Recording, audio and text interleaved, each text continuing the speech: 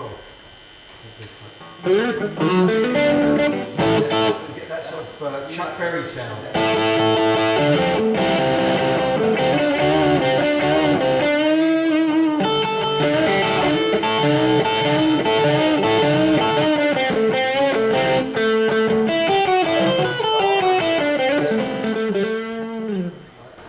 Yeah, sometimes I love my job.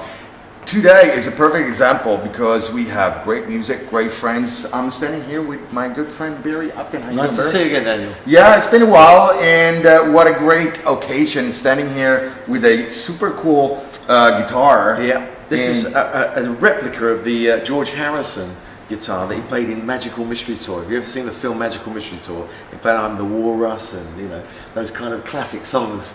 This is a great guitar. I love it. I love it. Love the look of it. Looks fantastic. You know, we were trying to agree on what topic to. I mean, you and I could talk like Music. about a million different things. Yeah. But we have that thing that is like time. So we've concentrated everything today about Beatles. The Beatles, of course, it's a big part of your life. It's a passion. I grew up with the Beatles, and I've never stopped liking their music. In fact, as I've grown older, I've realised how great the music was because people come out with new records all the time. Right. Never matches what the Beatles did. Right. Never does for me. And I'm putting together a tribute to the Beatles called Beatlemania at the moment. Wow. And I've just been re-exploring some of the songs and realising just how well written these songs were. Lennon and McCartney were geniuses, absolute genius. And I think in 100 years' time, maybe a couple of 100 years' time, they'll be looked on the same as Mozart or those kind of famous composers. Sure. Roll up, and it's an invitation.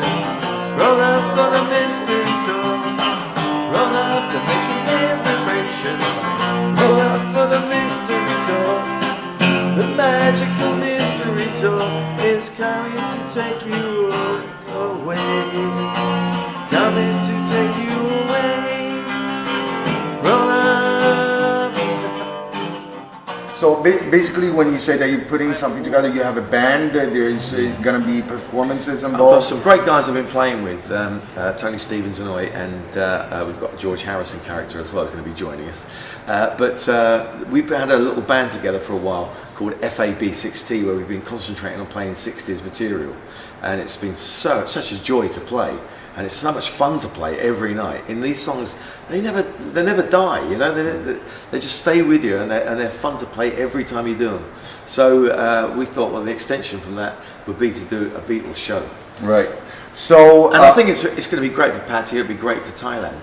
Yeah, absolutely. So, for all our viewers that would like to come watch you guys, where is it going to be at? We've got the very first shows at the Mantra down at the Amari. That's going to be in October, and then the idea is then we're going to try and put this out as a bigger show, with a full stage, make it very, very special. As you should, yeah. With back projections, all that kind of thing. Cool. Make it an experience. All right. Well, if you need more information of all these events coming up, you can log on to this website, or you can contact us at mysecondhomethailand.com, of course. If you really, as I know it's going to be an annoying question, but if you can pick one song only. Easy, very easy question. All you need is love. Wow. The reason being that when I was a kid, I remember watching this program on television called Our World. What it was the first satellite in space where you could be in pictures around the world, and they put a special program on. And the UK's entry into this was the Beatles in Abbey Road recording All You Need Is Love. Wow. And I was like, God, I can't believe it really was. It's still now. I can't believe I'm watching the Beatles in the studio recording their new hit single. Wow. And little did I know that my whole career would be spent in studios recording and doing exactly what they were doing, and still doing my music. So I'm doing all the things I love doing. It's fantastic. Yeah, we are lucky, very, very lucky that way. If you are in Pattaya, you have to tune in. Is it 96 FM? 96 FM, and it's awesome. It's called Morning Glory with Barry Upton. Very good music. There we go. We're gonna go for a short break. I could stand here for the rest of the day and talk with Barry, but I don't have time. When we come back, we're gonna meet Tony. So all that when My Second Home with Daniel returns. Don't go away.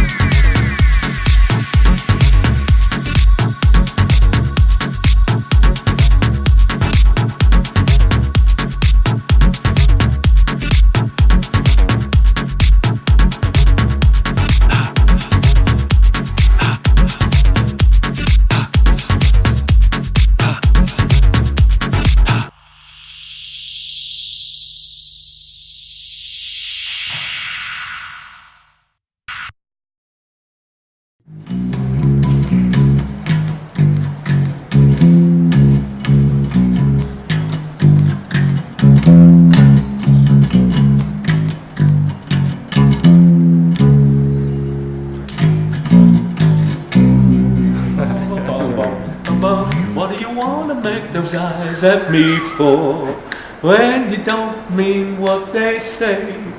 Okay. All right, we are back, and I can stay here all day and all night. I'm having a great time, and of course, I've heard one of the first jokes about bass players, and I had to say it. I'm going to Tony. give you another one. All right, let's have it. What's a drummer with perfect timing? I'm not sure. The bass player. Ta-da! We can go on and on and Yeah. on and on. I'm standing here with Tony. How you doing, Tony? Yeah, not too bad, my friend. And we're standing. It's the bass section, by the The way. bass section. So tell us, what is this? That's a Dan Electro. That's a 1967. That's my first bass ever. Wow. I bought that in 1967 when I changed from guitar to bass and joined Savoy Brown. Wow. 67 and then 68 touring in America Wow. with the band. So that's it. I was young. I was 18 at the time. I was young. I needed the money. Well, I was working down Carnaby Street, and Carnaby Street at the time was the hub of fashion. You know, selling shirts to Bob Dylan and Sonny and Cher Wow. in 1965, 66. But that's it. 1967. I changed from guitar to bass. So let me ask you, Yes. what happened? What made you go from guitar to bass? The Monkees. Oh, really? Yeah, there was a producer in England who wanted to do an English version of the Monkees. So I was playing guitar with some musicians, and they said, "Look, we haven't got a bass player. Can you change from guitar to bass?"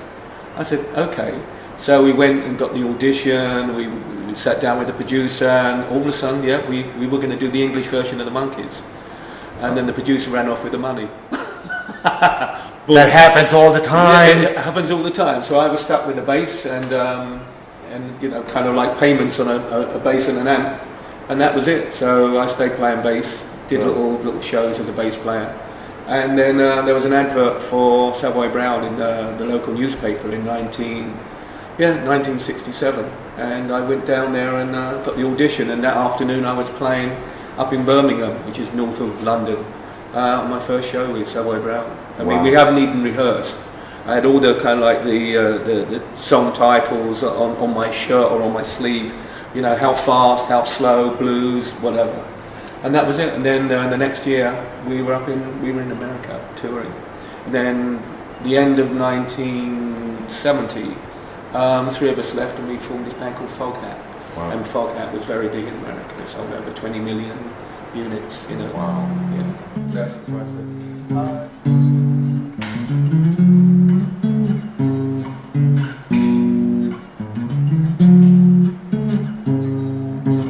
So I built a rock opera around that. Is that like a children's theme tune to a children's? It could be. Yeah, that's impressive. Well, I'm sure everybody wants to know this. So, how were the girls back then? Crazy about you and like hanging on and screaming and tearing out their hair and?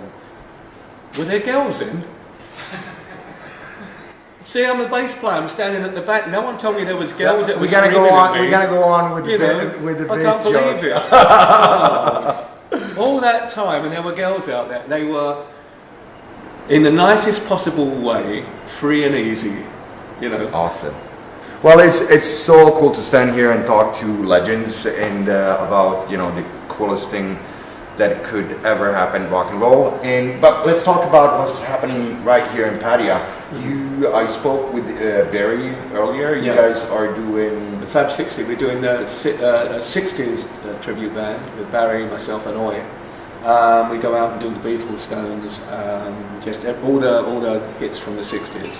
And also I have a blues band with Snowman. Sure. We love Snowman. Love that. Fabulous. Called Slow Ride. And we play a couple of shows each week here in town. So.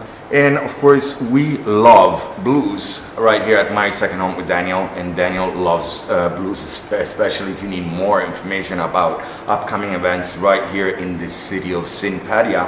You can log on to this website or you can contact us at mysecondhomethailand.com. Don't forget to like our super cool Facebook page. It's really, really good. We're gonna go for a short break. When we come back, much more of Pattaya, much more of guitars, and Peter is coming up next. Don't go away. Daniel, Tony, watching My Second Home. Cheers.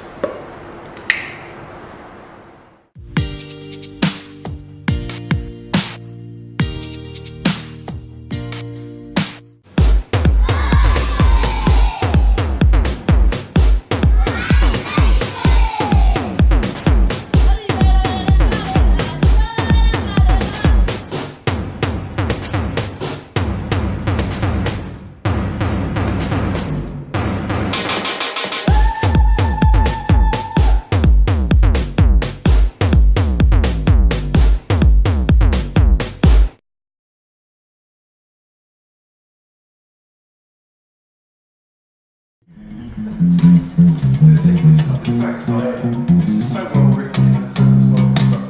Keep on running. Keep on high.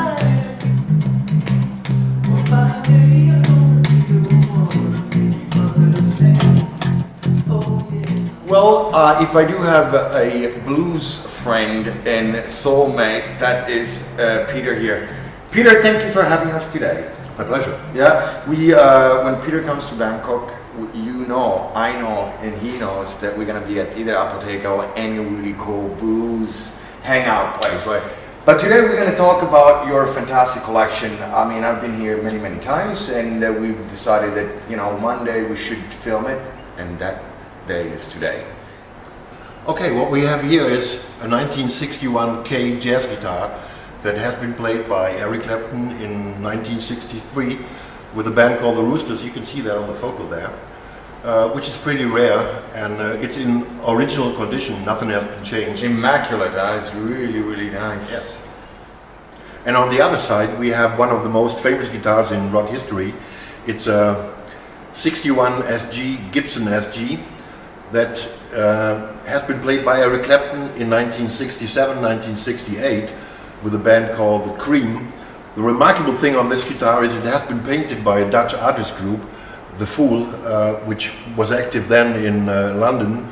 And after that, Eric Clapton gave it to George Harrison of the Beatles, and he gave it to Jackie Lomax. Jackie Lomax gave it to Todd Rundgren, and then somewhere in the 80s it has been sold for $250,000 US, and a year later it has been auctioned for more than $1 million. Wow. So this is really an icon of The history of guitars, absolutely. Huh? Yeah. Well, So here we have a Fender Stratocaster, been played by Peter Green.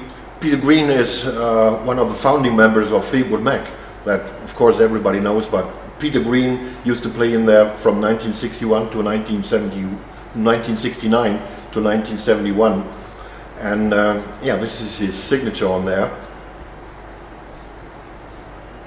This one is kind of rare Gibson Les Paul guitar, which is an absolutely tone monster. The sound is incredible. It's I mean, you heard it before. It's one of my beloved guitars, and this is one of my favorites. Very nice and very rare because it's very old.